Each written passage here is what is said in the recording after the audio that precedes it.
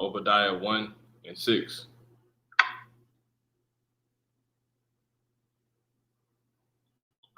Obadiah 1 and 6. How are the things of Esau searched out?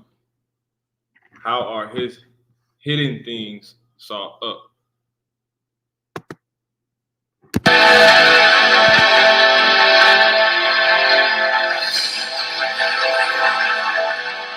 NASA is a step closer to getting the first pictures from the James Webb Space Telescope. The spacecraft will seek out faint heat signals from the early universe, but first it has to block out the sun's heat and light with a massive shield. The process of deploying that critical device started Friday.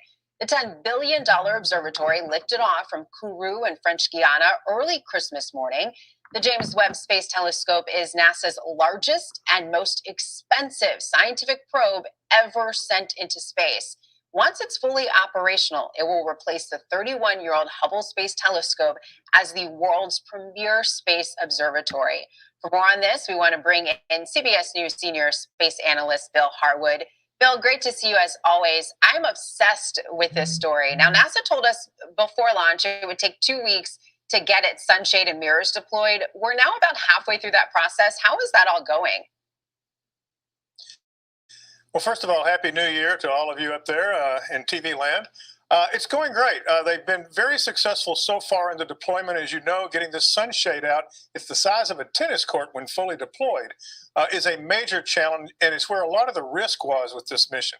There were 107 membrane release devices. All of them had to work perfectly to get all 5 layers pulled out from their folded configuration into that iconic kite-like shape that we're familiar with now. The next step is to pull it taut. In other words, tighten up each one of those layers so they lift and separate, and there's a gap between each one. That's what lets the heat escape out to the side. That's a critical procedure. They were going to start that yesterday, but they decided to give the team a day off. It was supposed to start today. We haven't yet heard if they did in fact start that or if that might slip in the next week. But so far, so good. We're all going to be on the edges of our seats, though, when they do this tensioning process. It's very critical. It's a very fragile shield, and it's got to go perfectly for Webb to do its job.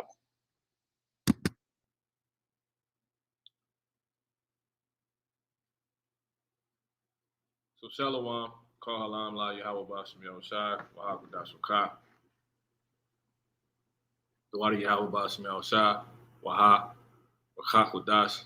And double honors to the hopefully elect elder apostle slave to be saved, Lord willing, starting with those at the Great Millstone Church on down to the rest that may be out here abiding under the same doctrine. There must be some many blessings to the rest of the brothers teaching this truth also in all true faith and sincerity, giving all diligence to make their call in the election sure. And shalom to the rest of the believers, the men, women, and children.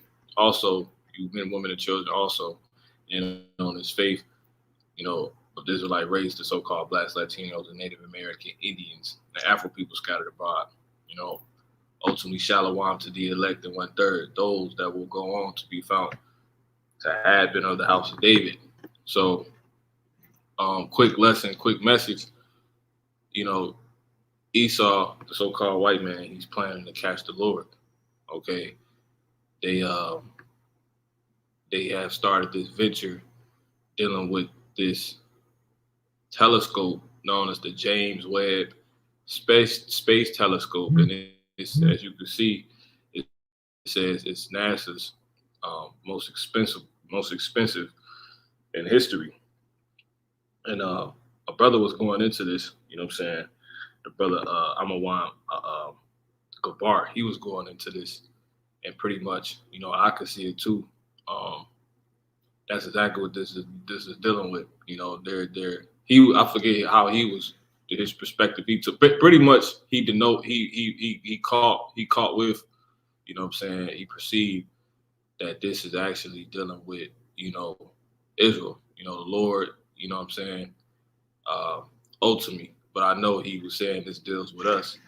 But upon further examination and the Spirit bringing it back my way, this video is proof of that, and I'm going to play what he just said one more time, and we're going to simply get into this. It's a very fragile shield, and it's got to go perfectly for Webb to do its job. For Webb to do his job. Now, what he was pointing out was the name James Webb. Okay. Now, when you go into the name James Webb, right, the name James goes back to Jacob. Okay. In the etymology, it says right here, it's the name of two of Hamashiach's disciples in a vernacular, the Middle English vernacular form of late Latin Jacomus, source of Old French James, Spanish Jaime, Italian Giacomo, altered from Latin Jacobus. So it ultimately comes from Jacob. It means Jacob. Now, who is the Jacob? Who is Jacob? All right, the Israelites. Jacob comes from the Israelites.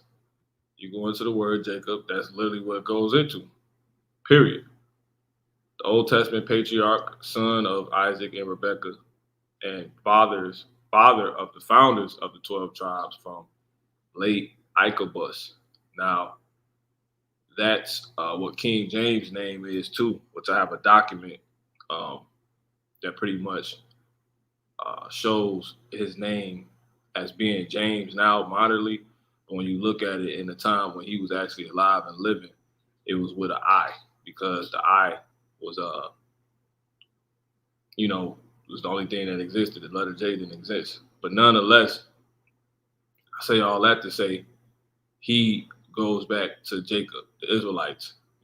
That's what this whole thing is just Jacob's name deals with, which is why he authorized for the Bible to be translated. The scriptures from the Hebrew to the English vernacular, and from the Greek, language to the English vernacular, which the Hebrew Israelites spoke, okay, when they was writing the scriptures due to the different captivities they was in. And they all contain prophecies that deals with the return, of, our Lord and Savior, the Son of the Most High, Yahweh, whose name is Yahweh Shah. Okay. He is actually written to come back and to take this devil down and to save us and put us back in our true state, man. Okay. It's not just some man, he's the first Adam. Okay, the first man. He actually created everything, and this what makes, and the so-called white man knows this, and this what makes, a person of this magnitude, a story, if you will, a records of this magnitude, of these type of regards, that, critical or severe to sleep on, and not look out for. If you read that someone's coming to get you, that's completely of a different, nature. He's actually the creator of all things, and he's actually one of your enemies. If you being the so-called white person, ruling the world, and you read this, you get whiff of this, and those enemies being, the so-called blacks, Latinos, and Native American Indians, where he's the one of them that's going to actually stop you from doing that to them, and actually put you down and put them back in their true state and take you out of power for good. You will take heed, man.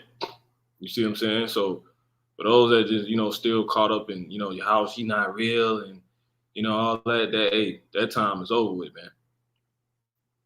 Cherry's mainstream, the MOTB mainstream, and Howard Shah, he's mainstream. But nonetheless, when you go into the word Jacob, it says what? It goes back to Yaiqua, okay? Because I made the Y sound, okay? And the J came later. So this is more proof. There was no such thing as J right here. But anyway, and it's from the Hebrew, Yaiqua, literally one that takes by the hill. And whose hill? The so-called white man's hill.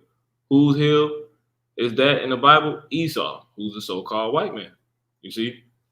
Real quick, if I can, by the Spirit, let me get that scripture, because I already got my scriptures lined up, and I want to keep this concise and to the point.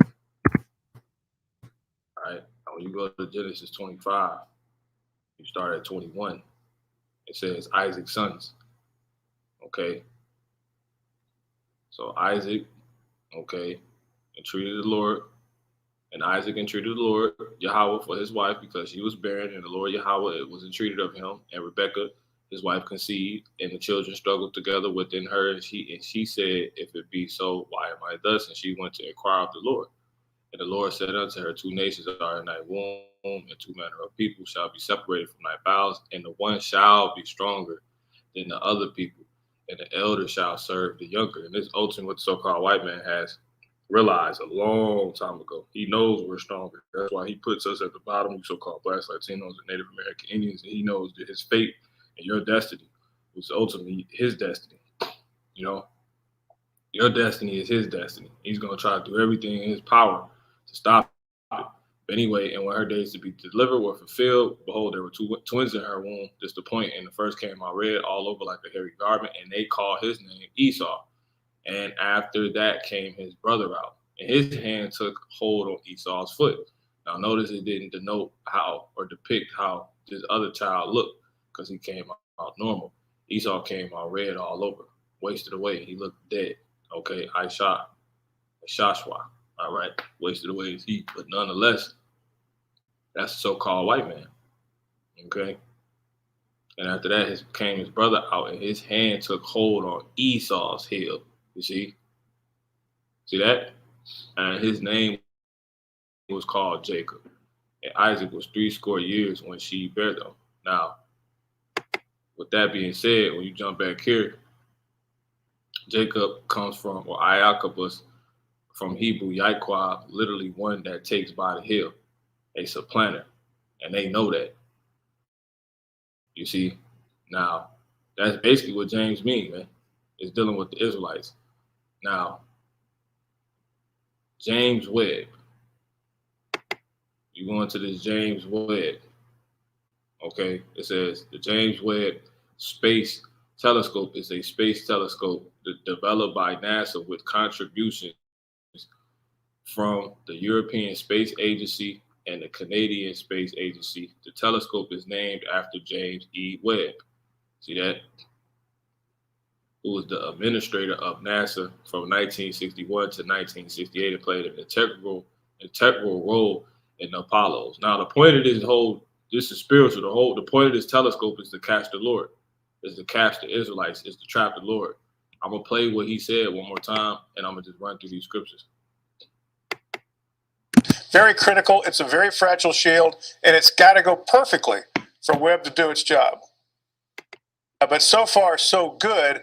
We're all going to be on the edges of our seats, though, when they do this tensioning process. It's very critical. It's a very fragile shield, and it's got to go perfectly for Webb to do its job.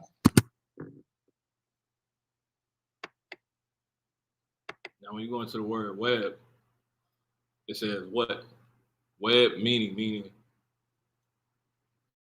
it's meaning weaver of cloth. Okay, weaver of cloth.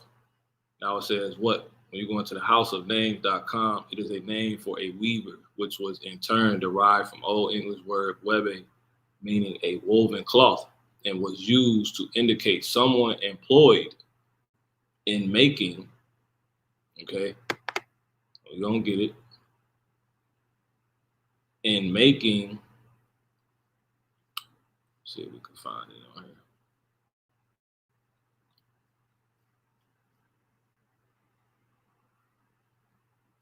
In making such fabric, right? So it's somebody that's employed. The name comes from somebody that was employed because that's how these fake Jews got their last names. There's no such thing as a last name, first of all, in the Bible. You was called by the name of your father's house. You had your name. For us, so-called blacks, Latinos, and Native American Indians, you don't read first and last names in the Bible, okay? You read your name, the person's name, and the family is called after the father's name, okay? So, yeah, that's basically it. So these so-called white people came with these last names to pretty much as signals to what they do. You see what I'm saying? And you know whatnot for each other. All right. And someone that had the name Webb, obviously, look, it was used to indicate someone employed in making such fabric. So somebody that was employed to what? Be a weaver. Be a weaver. So James Webb, he comes from people that were employed to what? They were employed to be weavers. Now, real quick, it says, yeah, a songbird, weaver, a songbird of typical Africa, tropical Africa and Asia, related to sparrows and building elaborately woven nests. Elaborately woven nests. Gotta get the scripture. Obadiah 1, and I'm gonna start at 3. The pride of thine heart have deceived thee, thou that dwellest in the cleft of the rocks, the clefts of the rock, whose habitation is high, that saith in his heart, who shall bring me down to the ground? Okay. Boom. Though thou exalt thyself as the eagle,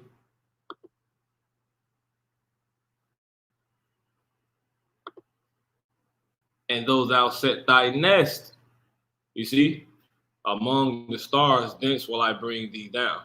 When you go into that word nest, it's literally a trap, okay?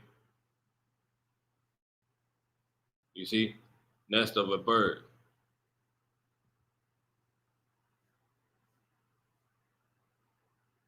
An eagle's nest. Now, this is not necessarily going to this, but that's what Webb means, right? It's a name of somebody of the so-called white people that was to as their indicator that they was the ones to employ for building a nest. You see what I'm saying? A nest. Now, I might still have this on this computer.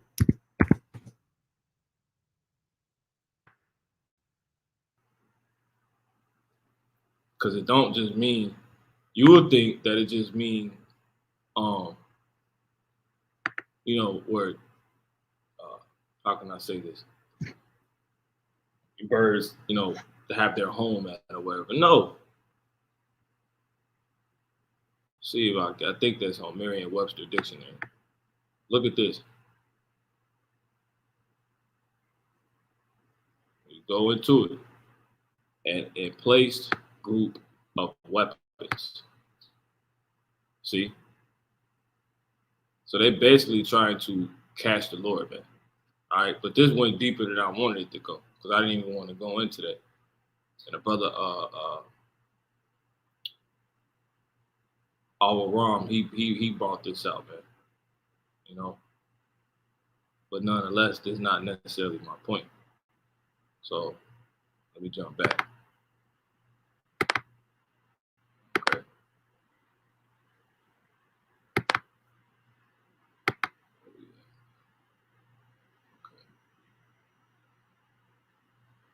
Yeah. All right. So we don't need that. So let's go back here. So when you go back into the word Webb, okay, Webb, it says it is a name for a weaver. All right. From the Old English word web, meaning a woven cloth, and was used to indicate someone employed in making such fabric, making what? Pretty much a trap. All right. That's that's what they're doing with this. Now, as you see right here, weaver building a woven nest. What the Lord said about Esau? He said what? He said, though thou exalt thyself as the eagle, though thou set thy nest among the stars. Where's the stars at? Out of space, man.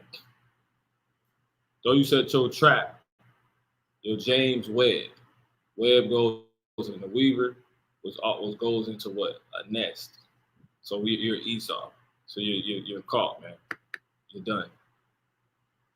It says, thence will I bring thee down, saith Yahweh. because they're trying to what? Catch our Lord. Simply. Now, moving on, because I got a couple more, and that'll be it. When you go into the word weave in the etymology, it says what? Devise, contrive, arrange. And we know devise goes into what? A plan. You see what I'm saying? And it also says what? To move quickly. Like when you watch women, Israelite women braid hair. They do it rather quickly, which goes into Revelation, the 12th chapter, how the devil he's moving with great wrath because he knows that he have a short time. So if he know he should have a short time, he is to know he gonna move quickly. Oh, when you go into the word weave, point being to give you the word warp. What did Trump say before he got out of office? What was one of the operations he had going? Okay, that Operation Warp Speed. This just started. See? So I just used this to say the commander-in-chief was Donald Trump, and he passed it on to Joe Biden, so it's still going. And it was started in 2020. Operation Warp Speed. See that? Warp. Well, warp comes from what? Weave. What does warp mean? Go into the word warp. It says what? Move. Play the word. Warp. It says move a ship along by hauling on a rope. Move a ship along by hauling on a rope attached to a stationary object on shore. So they think they about to catch the Lord, man. That's what they think, man. This is what they think. It's just this simple. Now, I basically went through everything, so that should be clear. Now, just to get some little key things, the owner of NASA, because this is a thing that was a venture that's obviously of Esau's, but it was set up by one of their companies known as NASA. Now, NASA, it says, is what?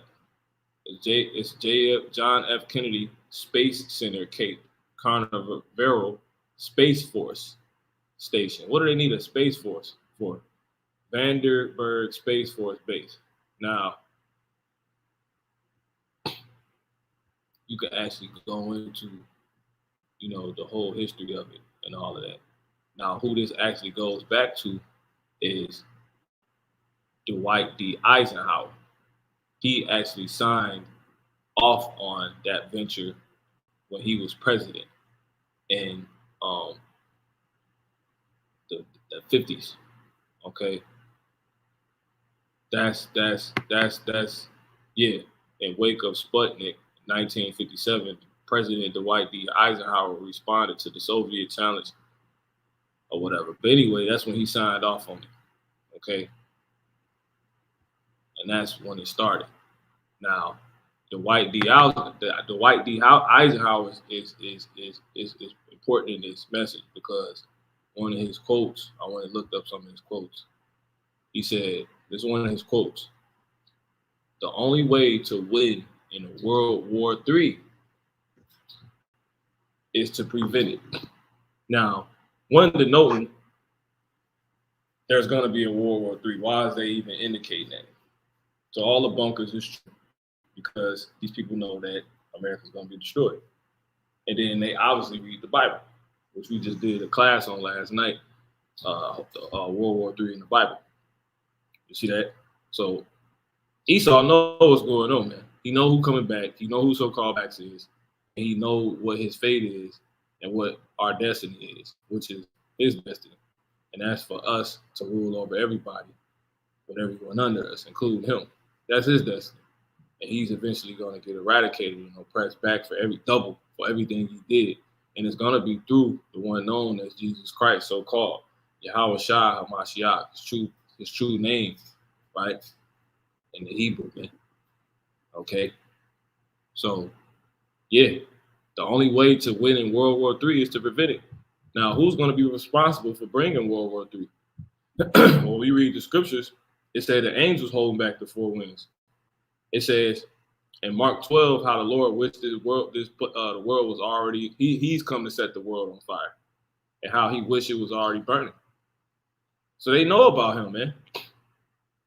So the only way, they already know, they accepted all of this. The only way Dwight D. Eisenhower, who's signed off on NASA, who has now a telescope called the James Webb, meaning a trap for Jacob, Israelites, the top Israelites.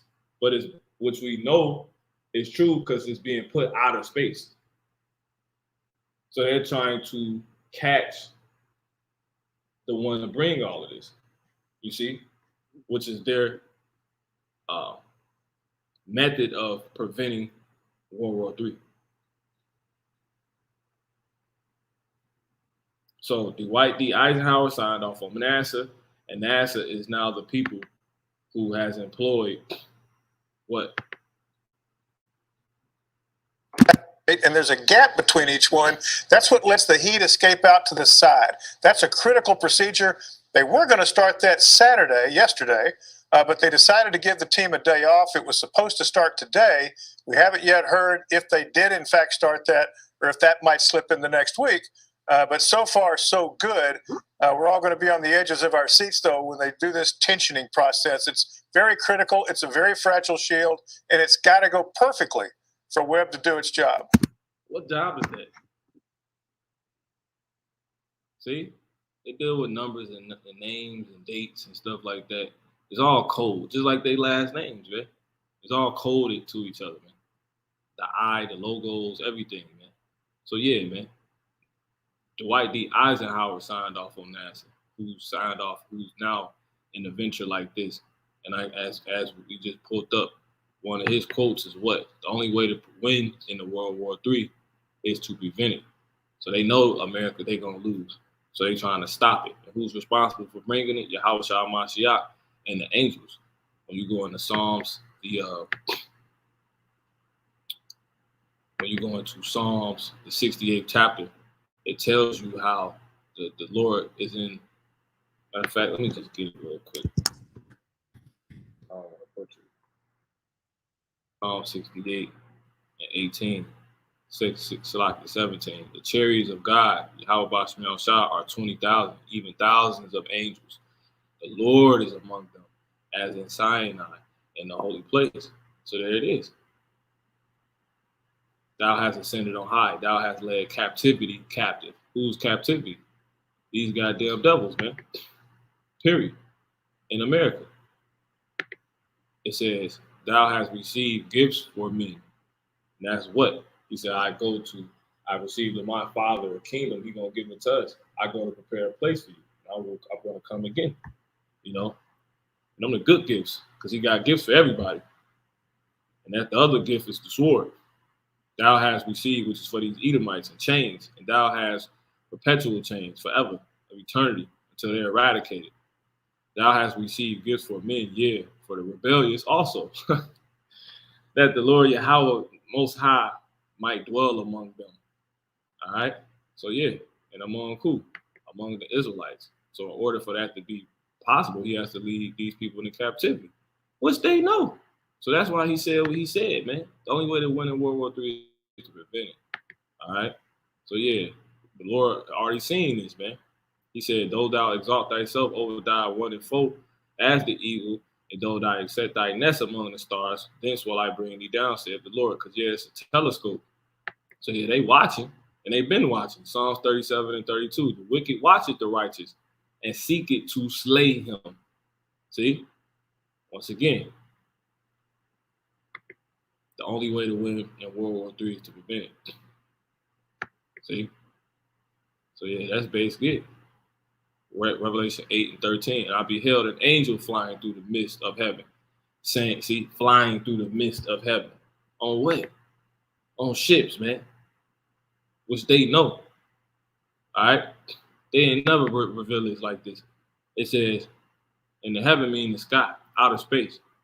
saying with a loud voice, and the first heaven, which is the one we go outside and look up to, saying with a loud voice, whoa, whoa, because you can't see the third heaven, it's the spiritual world.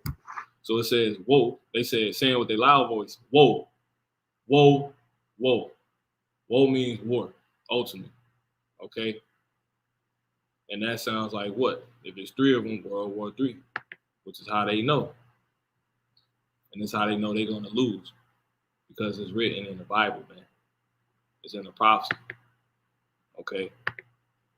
It says, to the inhabitants of the earth by reason of the other voices, you see, of the trumpet, of the three angels which are yet to sound. See, they said saying with a loud voice, woe, woe, woe to the inhabitants of the earth. And they know. See, the only way to win in World War III is to prevent it.